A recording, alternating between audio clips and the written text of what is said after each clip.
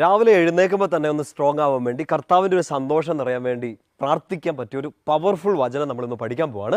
ഇന്ന് മുതൽ ഒരു 21 ദിവസത്തേക്ക് അടുത്തൊരു 3 ആഴ്ചത്തേക്കുണ്ടല്ലോ എല്ലാ ദിവസവും രാവിലെ എഴുന്നേറ്റ് നമ്മളിപ്പോൾ ഈ പഠിക്കാൻ പോകുന്ന വചനം ഒരു കുഞ്ഞു വചനമാണ്, പക്ഷെ ഭയങ്കര പവർഫുള്ളാണ്. അപ്പോൾ അടുത്തൊരു 3 ആഴ്ചത്തേക്ക് എല്ലാ ദിവസവും രാവിലെ എഴുന്നേറ്റ് പാടെ ഈ വചനം ഒന്ന് പ്രാർത്ഥിച്ച് നിങ്ങളുടെ ജോലിയിലേക്ക്, പഠനത്തിലേക്ക്, ശുശ്രൂഷകളിലേക്കൊക്കെ പ്രവേശിക്കാം. പവർഫുള്ളായ വചനമാണ്.